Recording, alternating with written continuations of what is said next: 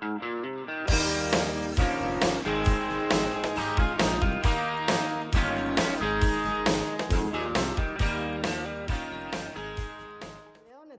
etorri bagera Donostiako Euskaltzaleen elkarteak antolatzen duen bikografiak saio honetara, maiatzeko saio honetara, bi ibilbide elkarrizketan, hala da bikografiak eta kasu honetan Josemi Bentral, Donostia Kulturako zine arduraduna eta Gorka Otsoa aktorea ditugu. Eskerrik asko, eta ongi etorri. Bai, eskerrik asko zuei, bai. Plazer handi bat. Bueno, kasu honetan, bikografiak eta zuen biografiak nolabait ikusten dugun lotura zinearekin eta Donostiarekin ere bai. Ez dakigu, baina imaginatzen dugu biak donostiarrak edo donostiartuak Josemiren kasuan izan da, eta zinemarekin lotura edukita lehendik elkar ezagutuko duzuela, ez dakit aspalditik edo gogoratzen dituzuen zuen aurrez aurreko topaketak, ez topaketa virtualak gaurko bezalako baizik, eta aurrez aurrekoak noiz izan ote diran, noiz elkartu zareten zuen ibilbideetan zehar, ibilbide profesionaletan. Bueno, ni Gasteizen lan egiten duen lehenago, hau Donostiara etorri edo bueltatu baino lehen, zen jaiotzez ni Zarautzekoa naiz, Zarauzkoa naiz, baina, bueno, bizitza osoa egon naiz Gasteizen, eta han Gasteizen, hasi nintzen lan egiten edo kolaboratzen, bai zineklub batean, gero kortada zinemaldian, laburmetrai zinemaldian egon nintzen, gero zinemaztean baita, eta ez dakit kortadan edo zinemaztean, horrelako batean, kontzitu ginen lehenengo aldiz, lehenengo laburmetrai mundu horretan, ez da? Bai, Borja Kobeaga, Borja Crespo, Koldo Zerda, bueno, pandilla osoarekin, bai, uste du, izan zen agian lehenengo aldiz, no? Profesional. Ez dakit, noiz zehazki, baina biodietako batean, bai. Bai, urte desente eta gero ja zine fantastikoko astean, eta beste gauza horietan, baina bai, duela urte desente, ja. Zarrak gabia, zarrak. Bai, erdian gabe, erdian. Bueno, azkenekoan garrantzitsuena nigo goratzen dut hori Lobos de Arga luze metraiarekin, justu aurkeztu zen beldurrezko astean, eta erabazi zuen publikoaren saria gainera, film hori, Carlos Arezesekin, zeuden. Eta oso film hona, pena, agian ez oso ezaguna izatea, baina niri benetan oso komedia fantastikoa oso ona iruditzen zait. Estrenatu zen gero udaran, promozio diru askorik gabe, bueno, ez ziren espainolen gertatzen den askotan, eta pelikula ugari eureko 80 jendea ez da enteratzen existitzen diala.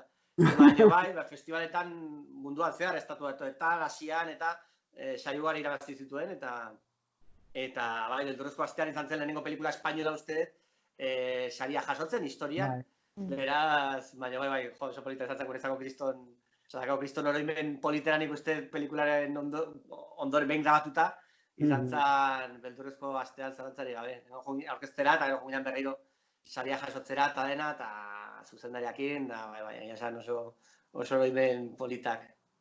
Genero horrekin gertatzen da, ez genero fantastikoarekin eta beldurrezkoarekin salto hori ematea publiko orokorrera agian zailagoa egiten dela, ez dakit, Josemi zu programazioan eta lan egiten duzu, jakingo duzu zaila izaten dela.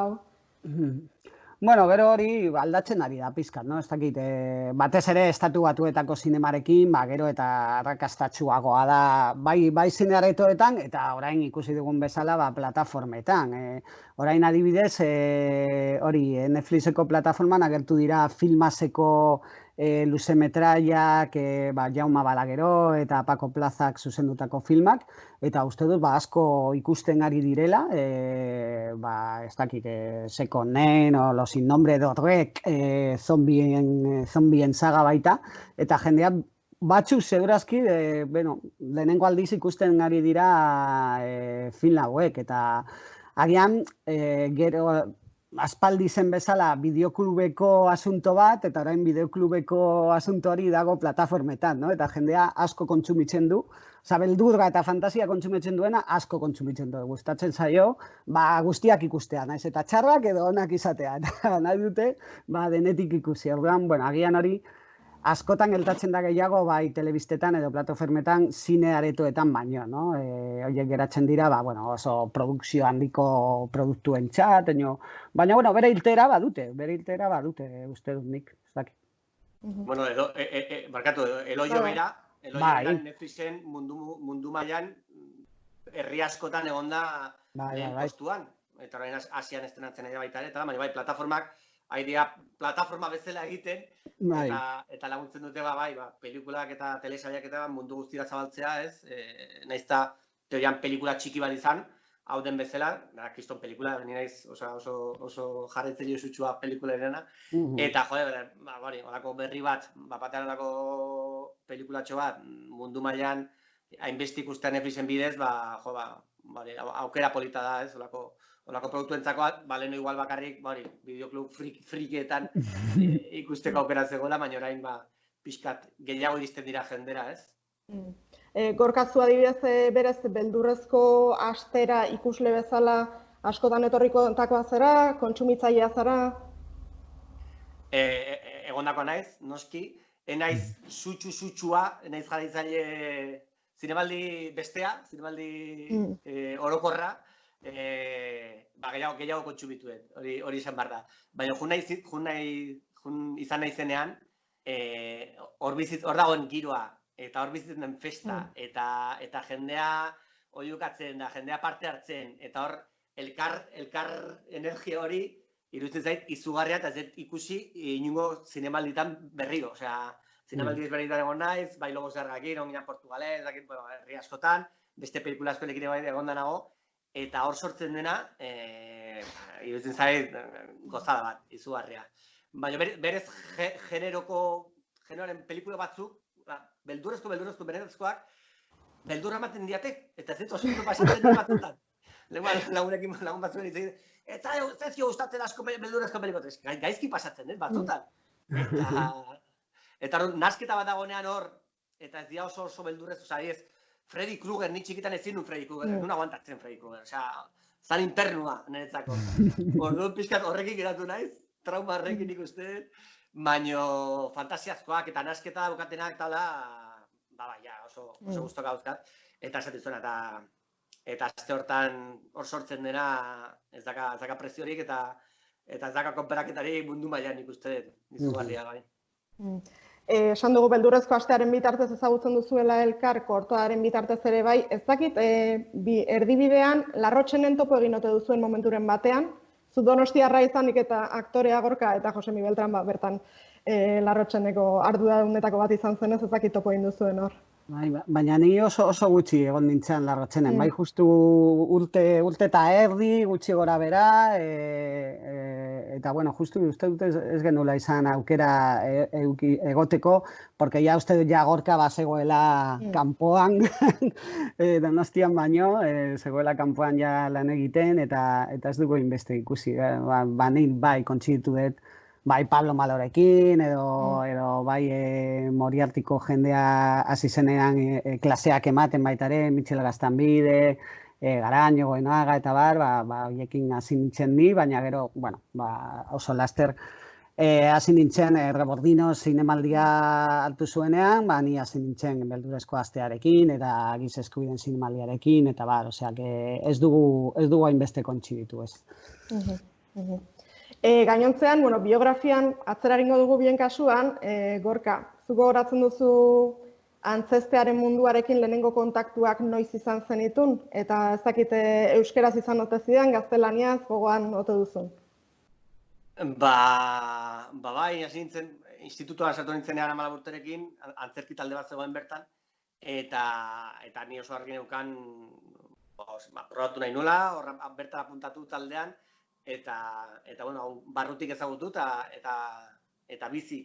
Eta hor guztua handi hartu nion hasieratik, gaztelera ziren, zen institutuan euskeraz eta erderazko gelak zeuden, da antzezlana eta dena eta klaseak eta erderaz egiten genituen egia esan, baina horko laburtetan, gaina pertsonaioa politak eta protagonistak eman zizkidaten hasieratik, eta guztua hor hartu nion, eta gero ja egon makrokastin bat ETB-en Goenkale hasi zenean izan zela kriston boom soziala denon artean, da, azteinen artean gehi oraindik, eta anuntxu bat atrazan eta behin, Goenkalen horrelako zertan parte hartu nahi bat, zu etorri zaitez kastinera, 3.000 pertsona juntzean uste, eta hor antzerkitaldeko 3-4 jubilan, probatzeagatik, eta aramasei urterekin edo, eta urtebete berandu goia baitu ninduten produktora horretatik, batez batean parte hartzeko euskeraz, eta nire izan zen nire lehenengo kontaktua interpretazioarena euskeraz, gure familia eta beste piztia batzuk, zan telesaia, zara holan mediko de familia antzeko bat, herri batean, Euskal Herriko herri batean, Patxo Telleriarekin, gero lanpila egin dudala berarekin, jende asko gero koitzitu izan dudan urteetan zehar, Ani Gartiburu zegoen, aktore bezala hor baita ere, eta gero urtebete berandago 18 urterekin ja Goenkaleako deitu ninduten, eta hor hasi nintzen ja Goenkale grabatzen, baina hasia izan zen erderaz, institutuko antzerki taldean. Elebitasun hori ondo eraman duzu, euskerarekin Goenkalen luze egon zinen, edo denbora luzeska batean edo, gero ja egia da asko zer gehiago ikusi zaitugula Madrilen, baina gero baita ere hemen bypassen egon zinen, esan nahi, euskera eta gaztelania uztartu dituzu, ezakite komplikatu egiten zaizun edo zuretzat naturaltasun ez ateratzen den zerbait ote den. Bai, eta albiez antzerkia, Madrid etorri nintzen arte, lehenengo 3 edo 4 antzeslan profesionalak Euskal Herrian bi hizkuntzetan ziren. Antzerkia horrela egiten dugu, euskeraz eta erderaz, orduan herri batzutan euskeraz, beste batzutan erderaz, eta hiri batzutan bi hizkuntzetan. Beraz, eta jende askotan, nola egiten duzu hori, bi hizkuntza desberdin. Eta atxaten nahazten da esaten duzu beste hizkuntzako ditzen bat, eta ez, ja, azten zerrenean hizkuntza batean ja txipa hortan dago eta ez dugu nahazten. Beraz, praktika handia batez ere antzerkian izan zen, da gero bai Sorginen Laratza, zegoen lehin nahi bat, ETV batean, eta hor bertan esketxak zuzenean egiten genitun, lehenengo ez zuzenean grabatzen genitun gauzatxo batzu, baina gero nik pasan nintzen zuzenean egiten Asier Ormatzarekin, eta beraz, hasieran euskeraz lan desente egin duen antzerkian, da telebistan, eta gero voltatu izan naiz filmak euskeraz grabatzera, eta aukera dagoenean ni kontua da ez dagoela produzio handirik, ETV batean batez ere, ETV ez dagoela, ez euskeraz eta ez erderaz ere, fikzioan, baina, ni gaztetxoan nintzenean, telesaipia zeuden, bileta bat, lehendakariarena, ez dakit nola baitxetzait. Jaun eta jabe. Jaun eta jabe. Ministroarena, edo hori, ez dakit lehendakariarena, bai. Eta pila zeuden, baina gero ja, gero ez da gutxiago, eta zoritxarez, aukera honean ni oso pozik nire ikastolan ikasi dudan hizkuntzarekin horrekin egiteko lan baita ere. Josemin, zure kasuan, ez dakit, euskararekin Donostia kulturan zaudenetik harreman estuago haute duzun, edo beti tokatu zaizun programazio lanetan aritu zarenean, euskara eta gaztelania uztartzea, nola aritu zara? Ni Gasteizen egia zen, Gasteizen agian euskararen aldetik, badago mugimendua, ni lanean handengoenean, bazeuden mugimendua, bazegoen, Alabedi, Geu Gasteiz bezalako elkarte bat, adibidez, edo gaztetxean egiten ziren ekimenak baita, eta gero, kultura aldetik edo zine aldetik, gure kasuan, ni adibidez, hasi nintzen kultur beka batekin unibertsitatean, Arabako kampusean, eta han antolatzen genitun ekimen desberdinak, musikarekin, antzerkiarekin, zinea baita, eta ekimen horien artean, euskarazko ekimen asko zeuden baita ere, pentsatu gure Gasteizko kampusean, euskal filologia oso garrantzitsua dela, bai kopuru aldetik, ikasleen kopuru aldetik, eta hasieran iaia, bakarra edo garrantzitsuen artean zegoen duela, ez dakit, 15 edo 20 urte. Orduan, ekimen asko euskararekin lotuta antolatzen genitun, beka horren barruan edo kultura talaren barruan. Eta gero zine aldetik, baita bai Kortada festivalarekin, Zinemaztearekin baita, euskal zinema jarraitu izan dut betidanik. Laburmetraia, gero laburmetrai bat, luzemetrai bat egitera pasatzen ziren zuzendari edo egile guztiak, bai euskaraz, bai gaztelaniaz, baina, bueno, beti barreta berazia ematen genion, euskararen munduari baita ere zinean. Gero Amurrion egon nintzen baita ere lanean, hango kulture atalean, urte bat edo gutxi gora bera, eta han bereziki, abanitu nun, gehiago, zer zen egunerokotasuna euskaraz. Agian Gasteizen gendun hainbeste nabaritzen, baina Amurrio bezalako herri batean askoz gehiago nabaritzen zen. Badugu gure lagun Kepa Sojo hangoa dena Laudiokoa, Laudio Amurrio betian egon da zuzendaria baita, eta aspaldi ezagutzen genuen elkar, baita ere Gasteizko Zineguk klubetik. Eta Amurrion nik uste dut jauzia eman nula euskararen erabilera aldetik. Nire lanean eta nire egunerokotasunean baita. Gero bueltatu nintzen Gasteizera, beti ere gazte ekimenetan saltuta egon naiz, gauekoak programarekin, adibidez, Gasteizen, hasialdiko programa bat, asteburueko hasialdia programa. Eta gero ja, badaramat orain 13 urte Donostian lanean, eta baita ere hemen nabaritzen duzu nola euskal kultura ze presentzia duen, bai antzezlanetan, zinean, eta horretan ere erakunde publiko bezala badugu gure bete beharra, hori bultzatzeko baita, baina baita ere ikusten duzu nola publikoaren erantzuna asko handiagoa da Gasteizekin konparatuta, edo Bilbo nahi baduzue, hori nabaritzen dut. Antolatzaile bezala eta publiko bezala nabaritzen dut alde hori. Egia da, Araba Euskaldun hori askotan Gipuzkoar zentrismotik aztu egiten dugula, baina oso adibide hona da Paul Urquijorena, eta errementarirekin ze arrakasta izan duen, euskarazko, beldurrezko eta fantasiazko film batek ze arrakasta izan duen. Guztiz, baina gainera da beste adin bat, da gazteagoa, agian, euskara askoz saltuta dago edo saltutagoa dago jendearengan, agian ez dakit orain atxera pausoa badaude, horrekin ere kontu zibili behar gara, baina bai, Paul oso naturaltasunez egiten du bere zinea, bai bere laburmetraiak eta bere luzemetraia, eta orain horrengo proiektua baita ere euskaraz da berriro, orduan, eta euskal kulturarekin lotuta, eta nik hori miresten dut, eta du uste dut jendeak hori eskertzen duela baita ere, euskara kulturan gauza ez artifiziala ez izatea, edo oso instituzionala, edo ez dakit, hau bikoiztu behar da, baina da beti euskara maila oso, ez dakit, robot bat ematen du askotan, no? Bikoizten diren, edo ematen zen lehenago. Edo film batzuk, edo ez dakit, Gorka segurazki izango du bere iritzia honi buruz, baina nik uste du, eta gertatzen den bezala adibidez Moriartiko filmekin, hori da benetazkoak direla, euskara naturaltasunez eta historiaren barruan dagoela sartuta. Gorka, zure burua doblatu duzu, euskaraz? Bai, nik erderatik euskarara eta euskaratik erderara denetarik egin dut. Bai, bikoizka beti arraroa da eta beti ezberdina da, baina bai euskararekin egon dela pixka Josimek izan duna,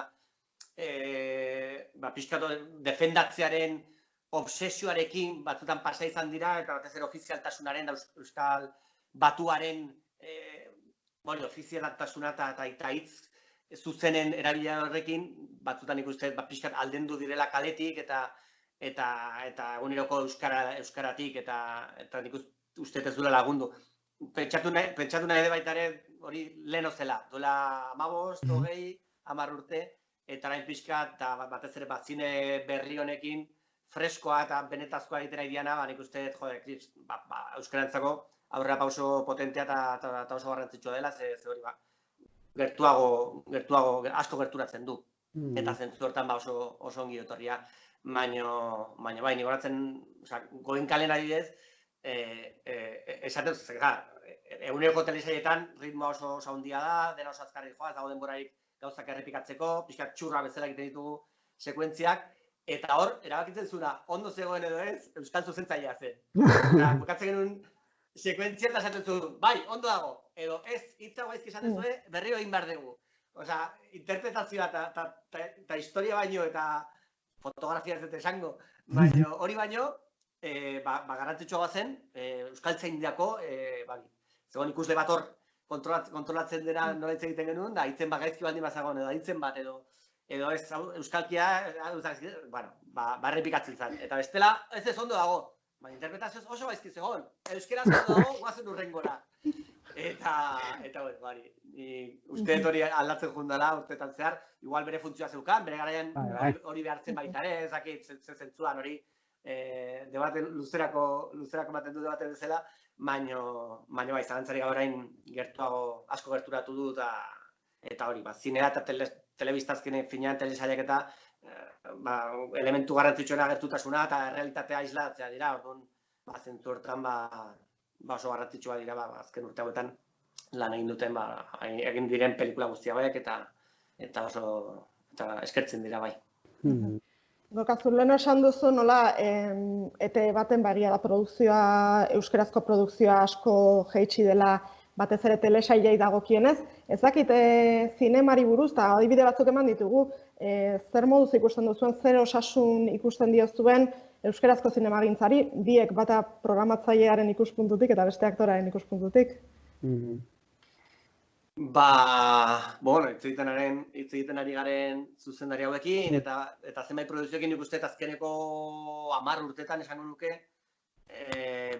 pixkat berpiztu dela eta hasi dela berriro produzitzen, baina duela 25 urtetatik 10 urtetara, horregontzan ikuste isilune bat, eta ez zegoen euskal zinea orokorrean, eta euskeraz gutxiago, orain proportzioan di joan beti, hori nuloa zen, baina nik uste azken urteetan, eta batez ere Moriartiekin zabaldu da, gainera Euskal Herritik kanpo eta mundu mailan, inkluso kriston bultza izan da, baina baina bere garaian ez, baina duela urte gutxi aukera izan dut baita ere pare bat film grabatzeko Pas eta Igelak, bioie bakarrik, euskeraz grabatzeko aukera eta gozada da hori esan, asko eskertzen da, eta batez hori filmak egitea lehenengo Euskal Herrian, euskal zidea izatea, eta gero euskeraz baldin bada, baina, pixkat aida arna sartzen da, pixkat indar hartzen da, eta hori edo loio bezalako filma bat, mundu mailan, ikusle pila dauzkana, eta hitz egiten ari dena pelikula horretaz, horrek asko laguntzen du, industria, existitu ez dan industria, azten, azken zidan, berrazten ari da berriro. Beraz, ea luzerako den, ea haurtxo hau azten di joan, eta hunditzen, ze hori, talentua beti egon da, hori badakigu, eta bakarrik Madrid atorri bartza ikusteko, zenbat teknikari, zuzendari, fotografia zuzendari, aktore, dago euskaldunez beteta, hau. Eta asko gezinatek etorriko nea, kriston industria gongo balitz, Euskal Herrian, Katalunia dagoena bezala, beti potentagoa izan dela, ez? Eta hain askotan katalanez grabatzen, gauza pila. Baina, zoritxarrez honea etortzen gara, beroa pasatzera eta birusa pasatzera, birus asko zilago dagoan baina honea gatoz, askorik ez dagoelako, eta baina, zinean pixkanaka bai, telebista kontrakoa, duela 20 urte bat zegoen, baina desagertu da, fikzioa telebistan, praktikamente, eta, bintzatu orain, zinea pixkat antzerkia beti mantendu da hor, beti baita ere krisi eternoan, eta la mantenduko da, baina, zinearen berpizte hau, arrotasun handiarekin egia esan. Eta ni hemen jendea handia ikustea, eta horrelako filmak, eta, los vascos aquello, eta, egia esan, arrotasun da ilusio handia, eta hori bultzada baten, euskal instituzioetatik, gehiago defendatzeko, gehiago apostua egiteko industria negatik, azken finean, ekonomikoki oso potentea da, bultzatzen bada eta defendatzen bada, balore kulturala ez aparte, balore ekonomikoa, eta herri askotan, Frantzian adibidez, dakize portzentaia den del PIB, baino oso altua. Eta hori izan daiteke baita Euskal Herrian, ze hori, talentua eta industria eta badakagu, baina askotan bultza hori falta izan da, eta defendatze hori, instituzioen aldetik, batez ere nik uste Gasteiz aldetik, Eusko Jaurlaritzatik, eta, bueno, ea ikusita Euskal Zinearen arrakasta handira dijoala, baia animatzen diren. Bai, nik uste azkenengo 5 urteetan edo gainera konplexuak galdu ditugula, no? Pizkat argi eta garbi geratu da, hemengo zinea kalitatezkoa zela, hemengo jendea kalitatezko zinea egiteko gai zela, diru gehiagorekin edo diru gutxiagorekin, no? Baina, bueno, Eloio, berriro bueltatuko gara, baina baita ere Errementari filma badago ere plataforman, euskarazko film bat Netflixen egotea, hori da kriston arrakasta, eta inongo promozio erakundeen aldetik inongo promoziorik gabe, hasiera batean, batez ere, film interesgarria, divertigarria delako, badauka itxura internazionala, baina hemengoa da baita ere aldi berean, folklore aldetik eta kultura aldetik, baita ere kanpora begira behar dugu konplexurik gabe, orain, industria bat bakarrik bizitzea gure eremuaren barruan, Euskal Herrian barruan hori ezinezkoa. Nik ez dut hainbeste Kataluniako ekoizpenak ezagutzen katalaniera hitz egin da. Ez dakit, zuk aipatu duzu asko egiten dela, baina handik kanpo ikusten da, edo handik kanpo ezagutzen da, agian gure produktuekin konparatuta, gureak asko arrakastatsuagoak izaten herri dira, baita ere, eta gero ere aniztasuna, bai dokumentalak, melodramak, hori fantasia denetik egin dezakegu, eta baita ere aliantzia bilatzen, kanpo joken jendearekin, eta Pablo Ukijo bere filma, ikostu zuen baita ere Frantziako ekoiztetxe batekin, besteetan agian Estatu Batuetako jendea sartuko da, osea, zineak orain ez dauka mugarik, eta ikuspuntu horrekin ere zinegile berriek, zinegile berriak funtzionatzen ari dira ikuspuntu horrekin, munduari begira, ez bakarrik zure etxeko asuntoei begira, baizik eta zuk benetako historia bat egiten baduzu, nortasunarekin eta kalitatearekin, a las pruebas me remito. Aipatu ditugun filmak, horrek esan nahi du, badagoela publikoan kanpoa, no? Gero ere hori, ze itxulera daukan, gure hemengo lanetan, hemengo guztietan, sektore guztie teknikarietan, ikusiko dugu, ze gertatzen den Eloioko jendearekin, no? Orain diru gutxirekin egin dute film hau, mundu mailan ikusi da. Uste dute Amerikarrek nahi dute erosi remake egiteko eskubideak adibidez, no? Edo telesail bat egiteko eskubideak eta horrelako, baina, ze lan horren artean, ze iritsiko zaie langilei, Eloioko teknikari guztiei, argazki zuzendariari, aktorei, ze jasoko dute haiek, no? Hori da ikusi behar duguna batez ere. Jose Mizu, Donostia kulturan zauden aldetik ez dakit nahikoa eskaintza, nahikoa produktu baute dauden euskeraz, Donostiako ikusle euskalduna asebetetzeko, ea programazioa egiterako orduan nahikoa izaten duzuen aukeran edo. Bai, ni uste dute arlo guztietan, bereziki, antzoki antzeslanetan, nik uste dut ia euskaraz egiten diren antzeslan guztiak hemen antzesten direla, osea, ia guztiak, tamaino ertainakoak eta tamaino txikikoak, zeren hemen dago bere publiko naturala baita ere, no?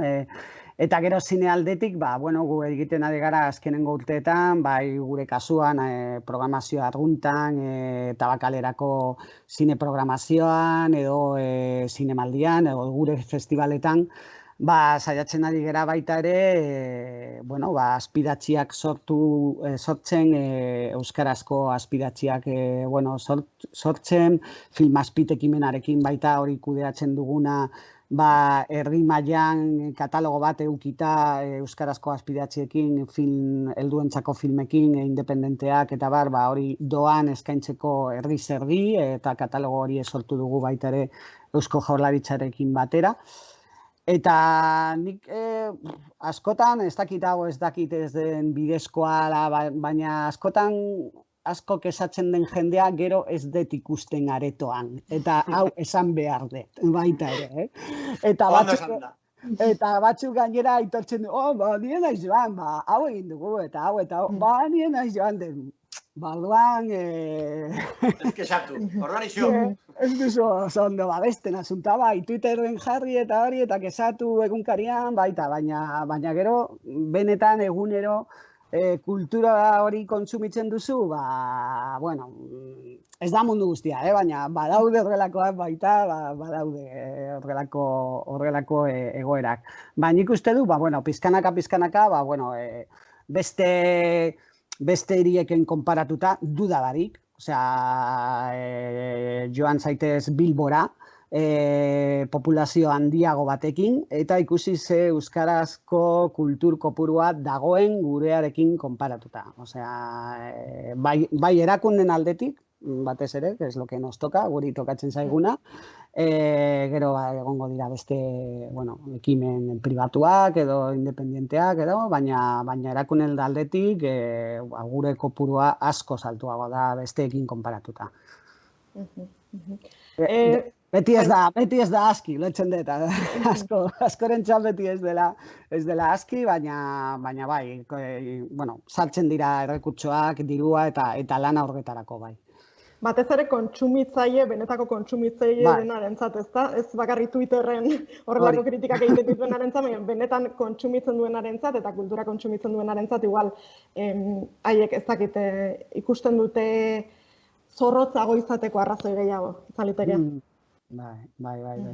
Gero ez dakit, komentatzen egin duen lehenago, baina agian hori garantzitsua da, ez da euskara aisialdiarekin lotzea, disfrutatzeko momentuarekin lotzea. Hori nabaritzen da, ez dakit, guazen, gustatuko zaizu, ala ez. Kritika izan dizakezu telesail horrekin, baina, bueno, nerabe asko, guztiz maitatuta daude telesail horrekin, argapatuta, eta zeo zer egiten du euskararen alde, ziurazki, zer lotzen du, bere disfrutatzeko edo ondo pasatzeko mementu hau batekin, ez bakarrik eskolekin edo hizkuntza erakundekin, eta baizik eta hori lotu behar dugu gure esialdearekin. Musikan asko zerrazagoa da, baina literatura edo zinea, agian ez dakit esfortzu, baina esfortzu hitza erabiltzen badugu, ja gaizki.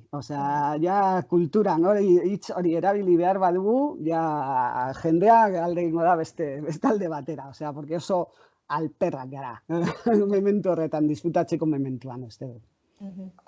Bueno, hitzein behar dugu, uste dut hitzein behar dugula ditxosozko pandemia honi buruz, baina ez dugu gauza hondirik esan, baina profesionalki nola eragin dizu zer hasteko, txarretik hasiko gara eta gero onera pasako geraz, zer galdu duzu edo zer proiektu atzerarazi dizkizue edo galdu ez dakit, Gorka, hasteko? Ni negon antzerkiakin, gira potente batekin, eta Donostira jutekoak gaude oraindik ez da bertan bera utzi, baina segurazki izango da uztaila zeran jumarrian berriro, juntos antzelarekin, zeduela 2 urte hon ginen, horrazi ginen gira, eta 2 urte zegoen gara Madriden bueltak ematen, eta Donostira bueltatu da ginen, eta ni oso pozik negon gauzarrekin, da aukera dagoen, bestela aurrerago, baina antzelan hori gira bertan bera utzi da, urriatik aurrera egia jartzen berriro data horiek aidia mugitzen, baina ez dakit noiz izango den, antzerkia izango da normaltasun berri madarikatu entara bueltatuko den azkeneko sektorea, gizarte guztitik, hori eta zuzeneko ikuskizunak, musika kontzertuak, zinemaldiak, eta batez ere musika festivalak eta antzerkia eta musikalak. Beraz, milioika familia hortaz bizi dira, jende asko, teknikari, jende pilago atzela mantenatzean, eta ezakit noiz izango den, ze erenarekin, aforoaren erenarekin, hori ez da rentablea ez instituzio publikoentzako, ez da teatro pribatuentzako, zenbakiak ez dute ematen zenbaki hortarako. Beraz, eguneko una ezakit noiz lortuko den, ideia dela irailean lortu alizatea eguneko 1 hori joan alizatera antzokietara, baina ordura arte, ezer. Eta orduan gauza guztiak atzeratzen nahi dira, ni bestatzen laman hasi baretzen ekainan esaiatzen, eta guztuan estrenatu atzeratu aurren urtera, inzertidumbre handia, eta jakintasuna, eta batez ere jende asko eta familia asko egoera ekonomiko tamalgarrian. Bestalde telesai bat egon grabatzen baita ere, bertan bera utzi zela noski, hori lehenago heltatuko da, ez dakigu noiz, baina uztailean, batzuk hasi dira azte honetan, telesai batzuk grabatzen berriro, hola erresago bazianak plato batean, da jende gutxiagoarekin, eta pifostio gutxiagorekin, baina hola handiagoak direnak, zailtasuna handia dauzkate, eta ekonomikoki bai, gastu handia, askotzera handiagoa daude orain behar dianak, segurtasun gauzak mantentzeko, nik uste erdiak grabatu izango dugula egunez, leheno grabatzen honorarekin alderatuz. Erdia, edo 60 edo 70 gehienez, beraz, asko zeren garestiagoa izango da, orduan ez dakit kateek eta plataformek lagunduko duten horretan, ze bestela produktora askok ezingo dute bueltatu ze diru asko galduko dute, bueno, bendenok bezala, baina nik uste gure arloak izango dira azkenetakoak eta kaltetuenetakoak, eta bai, nire lan guztia bertan bera geratu dira, eta zakigu nahiz bueltatuko garen. Jose Minai bote porodontoan, hemen giza eskubideen jaialdia datorkit burura, ezakit besterik izan den? Hori da, bertan bera utzi genuen, lehenengo ekimen handia gure aldetik, hori apirilaren bukaeran aurreikusita zegoen festivala, eta bueno, justu hori, egon ginen itxoiten ea segeltatzen zen, konfinamenduarekin, eta bueno, 2 astelenago edo 3 astelenago, hartu genuen erabakia bertan bera usteko, dena itxita jarraitzen zuela ikusita. Eta gu gara programatzaile bezala, azkenengo erakusleioa, baina horretarako sortzaile eta sorkuntzak egon behar dira, jakina, eta orain gure asmoa da, deseskalada honen prozesuaren barruan, pizkanaka bueltatzen jatea. Asmoa da orain ekainean hastea gure espazio, kultur espazioetan, izango ditugun mugekin, aforo aldetik, ziurtasun aldetik eta baina nik uste baita ere dendak, tabernak eta bueltatzen badira, kultura ere bueltatu behar dela, eta Donostia bezalako hiri batean eskerrak kultura da bizitza egunerokotasunako zati garrantzitsu bat. Orain ikusiko dugu, ze gertatzen den publikoarekin, ze erantzuna ematen duen, baina nik itxaropenak ditu. Uste dut ikusita jendea nola bueltatu den kaina bat hartzera terraza batera, uste dut ere jendeak gogoak izango ditula antxokira edo zinera bueltatzeko baita ere orain. Orduan, pizkanaka joango gara esperimentatzen, saiatzen, jendearen konfidantzarekin, ikuste du gainera badaukagola publiko bat oso, erraza lan egiteko, eta eskertuko duela baita ere programazio hori, eta asmoa da batez ere lehenengo begiradak, lehenengo ekimenak bertako eta hemengo sortzailei zuzenduta egotea. Bai musikaldetik, antzerki aldetik, eta antzerki aldetik, orduan hori dago baita ere gure bete behar den artean. Kulturaren aldetik, behintzat arpegi ona begiratzearen, alde ona begiratzearen, eskerrak pandemia honek harrapatu gaituen plataforma digitalen garaian, YouTubeen garaian, Skypeen garaian, Zoomen garaian, zuei bai Donostia kulturaren aldetik, bai Gorka zure aldetik, zerbait eman dizue. Behintzat aukera berri batzuk zabaldu ditu, ez da zu Gorka, Diarios de una pandemia telesailarekin ari zara adibidez? De la cuarentena. De la cuarentena. Atzo bukatu zen ja, 8 kapitulo egin ditugu, baina bai, nik kriston zorte eukiden eta aktore zela etxetik lan egiteko aukera izan dut, oso gutxi izan geha, baina horrelatiba, oso eskertuta nago. Eta bai, gure etxean mobilakin, algenun bezala grabatu dugu, eta hor kriston esperientzia polita izan da, eta gainaz, pixkat, gure barruan daukagun zuzendaria atera dugu baita ere pasiatzera, beraz esperientzia polita eta ikastekoa, eta bueno, gaina jendea baita ere ikusi dutenen artean, oso mezu politak iritsi dira, jendea oso gora txarrean dagoena, edo familiarra galdu duna, edo anerama, lehenengo aldiz, irrifarra aukidu kuarentena guztian zuekin, da, bueno, holako gauza politak irakurri ditugu eta aukera auki dugu, holako egoera larri batean, irrifartxo bat ateratzeko aukera, eta zentzu hortan netzako opari bat izan da oso polita, baino bai, inoiz baino, etxean behintzat, inoiz baino kultura gehiago kontsumitu dugu eta kontsumitu du jendeak, orain ez? Eta asko kultura gizartzen diana, eta titirotero deitzen digutenean, baita ere horiek ere asko kontsumitu dute, baina bai, liburuak, musika, olerkiak, jendea olerkiak irakurtzen, telesaiak eta pelikulak plataformetan zalantzari gabe, eta zentzu hortan nik uste, batez ere, plataformen aldetik nik uste, eta bueno, eta datuek hori esatu dute, bazkidak igo dituzte noski, eta nik uste kontsumo gehiago izango gala etorkizunean, da produkzio gehiago. Beraz, plataformen burbulia nik uste gehiago aztiko dala oraindik, eta estanda egiten dunean izango gara izugarria, baina behintzat orain ja ondo zeuden eta azten aizian, eta nik uste eta hau bultzada potente bat dela zentzu hortan. Ez dakit noiz, nola eta noiz hasiko garen bereo, baina normaltasuna voltatzen garenean, behintzat kontsumo altu honen ondoren, nik uste produkzioak gora ingo gula, ez gula bera egingo. Beste gauza bat da, jendea zinetara jungo den, edo bere kontsumo ohiturak aldatu dituen eta etxean kontsumituko duen zinea, bizpahiru hilabete hauetan egin duen bezala.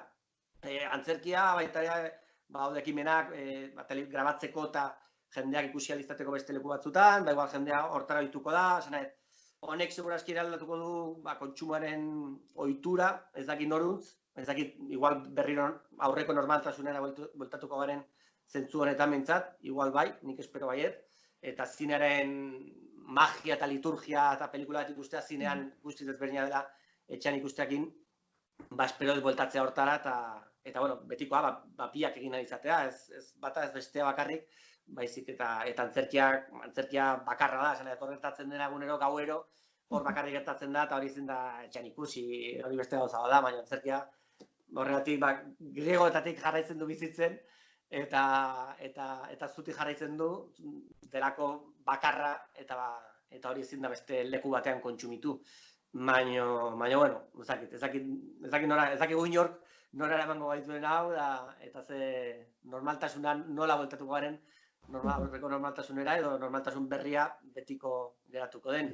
Baina kultura asko kontsumitu dela eta baloratu dela, denboraldi honetan nik uste dut baietz, gauza positiboen artean espero ezagun hori izatea bat. Bai, ni beldurra daukat, aktoreak ja izango zarete betirako gauza virtual batzuk ahi pantalla batean, eta ez fizikoki, ezta? Beti zalantza. Baina ez dakit, antxokira joaten esena ez da joango orain, bueltatu eta gero, hori ziur, ez dakit zaletasun gehiago sortu dugu honekin, ziurazki zaletasun gehiago agertu dira bai ikusentzunezkoetan. Telesaiak ikusteko futbola ez zegoenez, jendea askoz gehiago ikusi ditu telesaiak eta filmak eta hori. Baina ez dakit horiek ere ja zinezaleak ziren, ala ez, eta zinezalea bazara agian kezkagarriagoa da izan daiteke, hori, autura hori galtzen duzunean eta ja eroso sentitzen zarenean etxean, zure bezalkian eserita, ja pereza handiago ematen dizu agian ateratzea, hori, ez zuzeneko kontu bat ikusteko, zinea bezala, agian kontzertu bat ikusteko, edo antzeslan bat ikusteko, badakizu hori bakarrik han bertan geltatzen dela momentu horretan, eta hori da ezinezkoa errepikatzea. Baina agian pelikula batek galdu dezake bere balorea. Nik uste dut, batez ere zinearetoak eta zineareto pribatuek asko sufrituko dutela egoera hau batez ere, bai. Gero gu, hori, Donostia kultura bezala, aipatu duzuna, guretzat beti erronka zen kontrakoa, online mundura pasatzea pizka, no?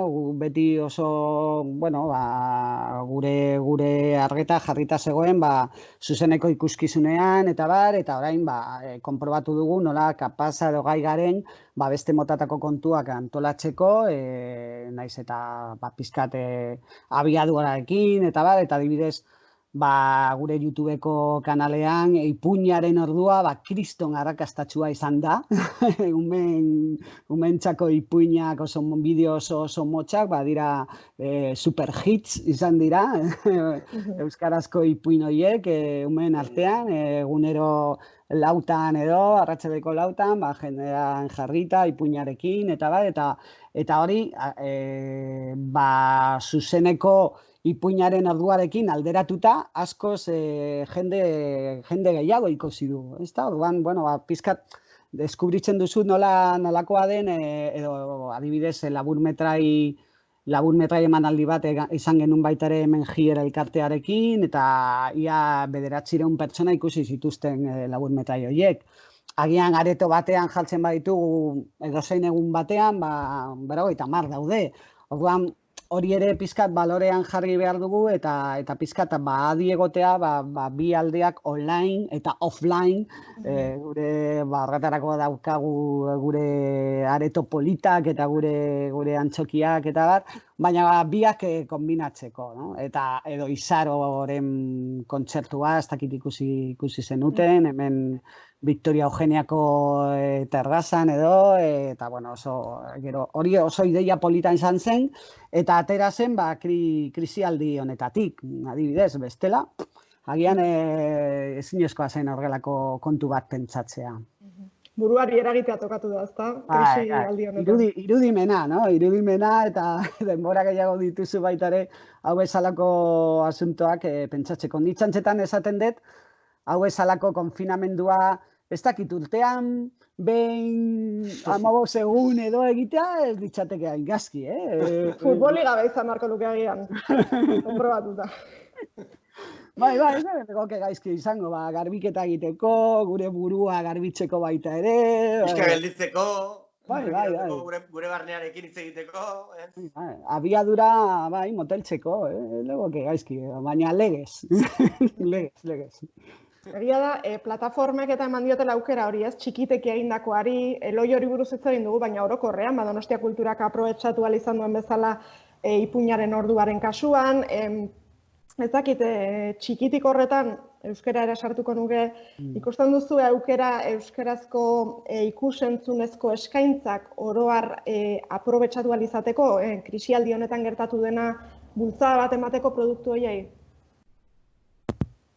Nik ez dakit, geltatzen dena interneteko munduarekin da gero eskaintza oso handia dela. Orduan zure kompetentzia mundiala da. Orduan egun hauetan gertatu zaiguna da gustu asko badituzu, denetik duzu. Orain plataforma hau, orain direkto bat, orain zuzeneko ez dakizeiro, orain koltzentu bat, orduan pizkat saturazio puntu bat izaten duzu. Eta filtro hori jartzea oso zaila da, eta hori paisaia horren barruan txikia bazara zure bidea aurkitzea, posible da teknikoki baita ere, baina gero baita ere arreta deitzeko esfortzu handiagoa egin behar duzu, ezta? Orduan, ez dakit gogorra da baita ere online munduan nire ustez, eta gero eta gogorragoa bueltatuko da, orain baita ere nire ustez, porque mundu guztiok nahi izango dugu horretan sartu, zinemaldiak online egitea, eta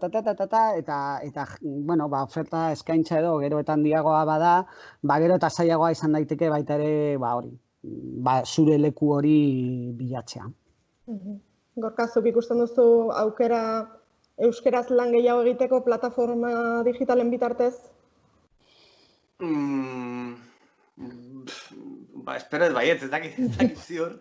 Eta Josebek izaten da, pixkat, hainbeste zabaltzen da bena, eta hainbeste aukera dago, pixkat txikiagoa egiten zarela baindik, ez da txikioa sortzen da. Baina era berean, euskarazko plataformetan euskarazko filmak duela asko, urte asko ezin genuela pentsatu hori gertatu zitekenik.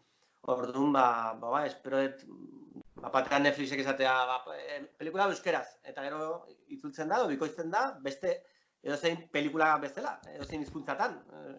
Herri guztietan produzitzen dute Netflixekoek eta beste plataformek, orduan baita ere, euskeraz egiteko aukera ematea eta film bat, zela inoiz sekula egingo, Netflixek produzitzen dut, egiten da berei esker, espero baietz ez dakit ziur ala izango den, baina aukera txiki bat irikitzen da behintzat. Baduzu beldurra jendeak orain ulertuko ote duen kultura doakoa dela? Esan nahi dut, hainbeste gauza eskaini dira aste hauetan doan, ez sarrera ordaindu behar izate hori gabe, ez dakite baute duzuen beldur hori. Bueno, ez dakit, hau, adibidez, plataformek ematen dute doan dela, baina ez da doan. Zuk ordaintzen duzu, baduzu zure kuota, baduzu zure interneteko kuota baita ere, zure kuota telefonikoa, eta ematen duzula ordaintzen. Askok esaten ari dira orain, ja eredu hori hurrengo urteetan ezin dela maintendu, eta agian joango garela ordaintzera film bat ikusi nahi duzunean, 10 euro ordaindu, edo 15, edo agian adibidez estudio handiak horretan pentsatzen ari dira baita, bere estreinaldiak egiteko, hau bezalako estreinaldiak egin, etxean, baina ordaindu behar duzu zinearetoan ordaintzen duzun bezala, agian 4 pertsona edo egon daitezke ikusten, edo zure familia osoa, baina banan, bestela, hori ekonomikoki aztertuta dago, ezin da maintendu industria bakarrik kuota plana edo tarifa plana horiekin, hori ezinezkoa da. Batzuk esaten dute Netflix, naiz eta ez pentsatu, diru asko galtzen duela. Asko saltzen du baita, baina diru asko galtzen du, apostu bat egiten ari dela, ez dakit etorkizunean gero eredu hori aldatuko duen, igoko ditu tarifak, ikusiko ja jendea engantzatuta dagoenean, igotzeko mementua iritsiko den, gero plataforma asko daude orain Disney baita ere agertu da, besteak, orduan, ikusiko dugu zenbat urte mantentzen den eredu hori, orduan, doan, ez da, eta ezin da izan, batez ere, zuk komentatuko duzu, baina sortzaien aldetik eta ezinezkoa da, ez dakit ere baita ere, agian lan gehiago ematen dute, baina ze motatako lana ematen dute hau esalako telesailak edo plataformek, ez dakit. Eta azkarragoa da, edo gutxiago ordaintzen da, zinearekin konparatuta, edo gehiago, euskalo. Jendea sospechatzen du, Netflixeko produzioetan kriston dirutza ordaintzen dute, ez, hori ez da horrela. Eta telesail askotan ordaintzen dute, irikiko kateetan ordaintzen dutera baino gutxiago. Baina beti bezala, baina mundu guztian ikusiko zaituzte. Orduan, aktoreak beti gaudela. Edo zerri baietz esaten, gutxi ordaintzen dizuten, baina jode eskaparate handiagoa da, eta aukera dakazu, baietz noski. Baina, ez dira kriston dirutzakin iritsi, dene bezala, dirua murrizten, da hasieran esaten dutela pelikula, milioi bat pelikula ontarako, eta gero azken finean 700.000 euro dira, hori betikoa izan da, eta hori zaldatuko. Baina ez da kriston prekaritatea ez da ere, ez da iritsi prezioak botatzen lurrera, nahiko lurrean zeuden berez, zentzu hortan ez da asko askalda, eta niakat esperientzia Fede Tarras filma, Netflix izango ez balitz elitzateke inoiz egingo. Ez zegoen instituziorik, ez zegoen inor pribatuki filma finantzatzeko aukera zeukana eta nahi zuena, eta Netflix iritsi izan, esan zuen filma hau interesgarria iruditzen zaigu, eta zuzendari hau, bere publikoa dauka, eta egingo dugu. Eta egin genuen, eta kriston esperientzia polita izan zen, orduan, ni gauza gara saiatzen naiz heltzen, pentsatzen gauza asko produzituko etzianak bertan produzituko diala.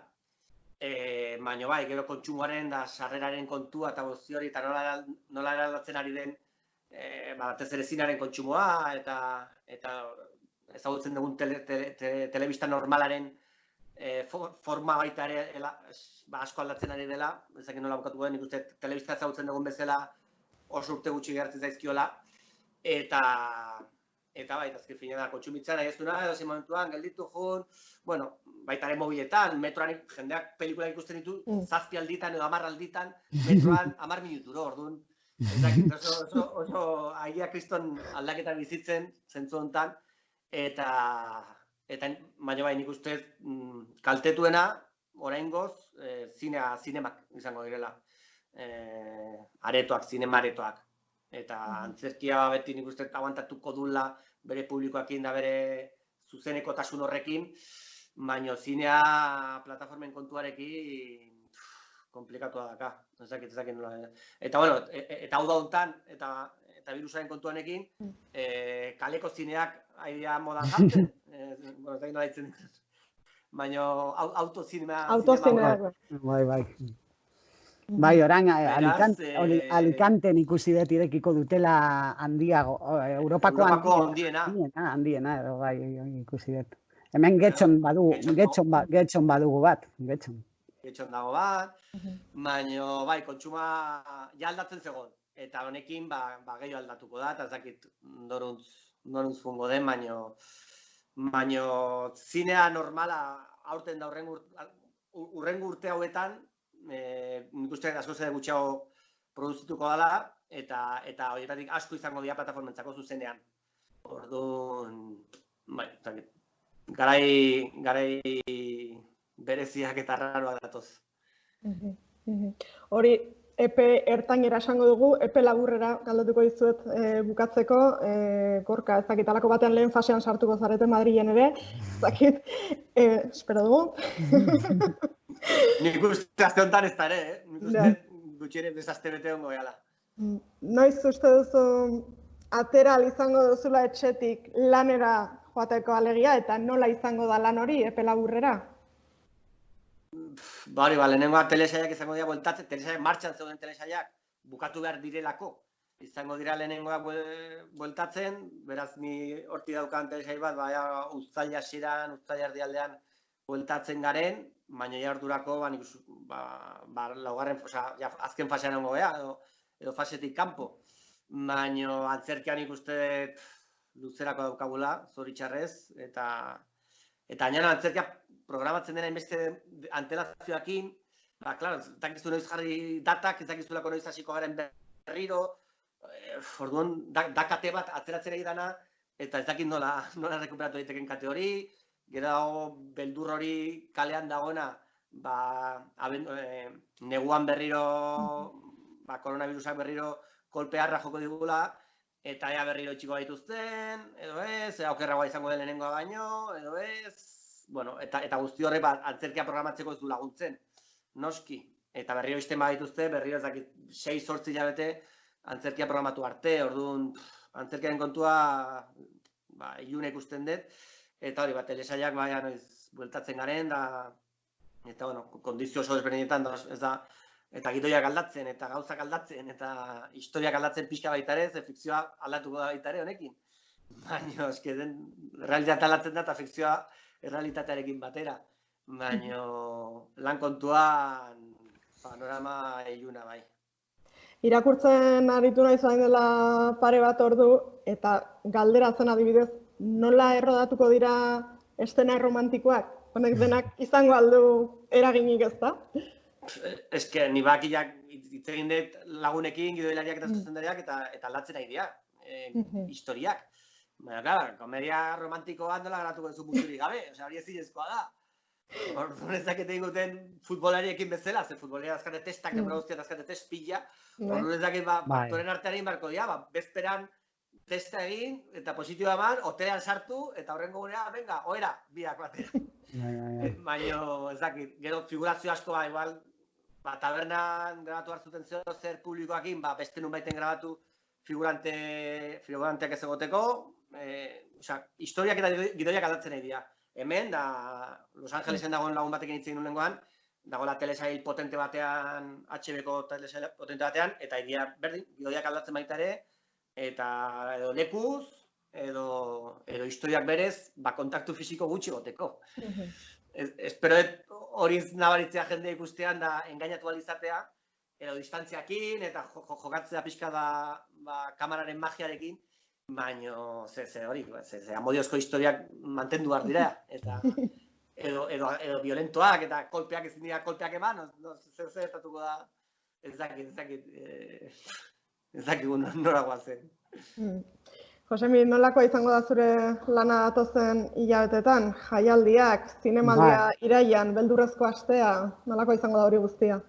Bueno, epe motzean hori komentatu duguna, orain lan egiten ari gara, hori udan zeo zer egiteko, ikuskizun bezala, bai zinea, bai antzerkia, musika, batez ere eraikitzeko esperientzia eroso bat eta ziurtasunarekin jendearentzat, izango ditugun muga horiekin, aforo aldetik, distantzia aldetik, musukoa maskarilla erabili behar, antzokien barruan, eta zinemaldiei begira, baita ere, gorkak aipatu duen bezala, gertatzen udazkenean, gure beldurrezko astea orain hasiko gara prestatzen, normalean orain hasten gara pizkat filmak bilatzen eta bar, baina gure festivala hain berezia den dauka harreman gehiago rock kontzertu batekin edo rock festival batekin, zine festival batekin baino, kontaktua ezinbestekoa da jendearen artean. Ez dakit, agian maskara bat eskatuko du jendea eramateko, ez maskarilla baizik eta maskara bat, mozorgo bat. Guztiok mozorgotuta antzokiaren barruan, ez dakit, zaila izango da pentsatzea, ez da nola moldatu. Gauza ona dela, lehenago hasiko garela ikusten, jendearen reakzioan, ikuste dut, kaleetan gertatu den bezala, bakoitzak erabiliko dugu bere sentido komun edo, eta bakoitzak bere burua zainduko duela, eta ez dakiz zoritxarrez edo, baina ohituta egongo garela hau bezalako egoera batean funtzionatzeko beste kontu bat da, berriro izten baditugu kultur espazioak, hori ja ezin da ezer egin, berriro itxi behar badugu, hori, osko tristea esango litzateke jakina, baina baita ere, beldurrezkoaren kasuan, pentsatzen ari gara, alternatibak, orain pizkat denborarekin, kombinatzeko online mundua baita eta zuzeneko mundua. Baina beti mantenduz gure nortasun golf hori, gure festarako nortasuna, ez galtzeko marka. Eta urte hau beharrezkoa bada pasatzea, behintzat ez galtzeko espiritua, eta espero dugu horren urtean boltatzea gogo handiz, baina hori kontaktu hori eta nortasun hori mantendu behar dugu gure festivalaren kasuan, ja 31. edizio honetan izango da. Antzoki zarra zabalduko dugu orduan? Bai, jakina, antzoki zarra erabiliko dugu, ikusiko du nola, Iruna edo aforo erdiarekin, baina irekiko da beste espazioak bezala, ja urrengo fasean. Onartzen, gainditzen badugu, espero baietz, nik uste dugu.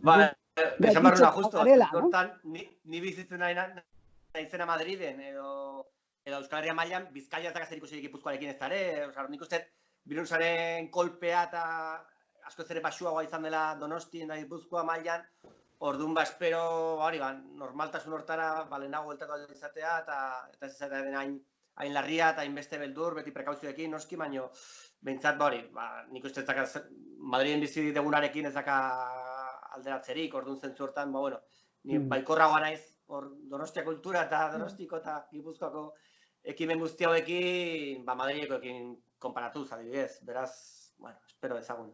Ea zuri ere antzokizarra irekitze dizuten, ez da gorka? Bai. Victorio Genera juteko Victorio Genera. Eta espero joan izatea, a ber zertatzen dut, beste laurera jun beharko dugu. Victoria Eugenia behintzat, gaurki gehiago izan da, distantziak mantentzeko eta, ea. Bai, gainera foroa pizkata handiagoa izan daiteke, baita, naiz eta, jendea badaude pisu asko eta, distantzia mantentzeko badagoela alderik baita ere, baina izan daiteke baita ere komplikatuagoa edo antolatzeko nola esertzea mundu guztia, horretarako badaude... Utxune bat utzi, utxune bat bestea... Bai. Dena, bakoitza bere eserlekuarekin, eta, bueno, azken finean mautxuneak uzten, baina, bueno, egin daiteke.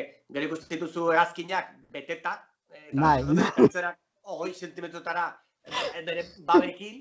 Edo irunaka horrela. Irunaka berak elkarrekin, eta edo metroan, beteta joaztenean metroak, eta hor ez da ezen gertatzen.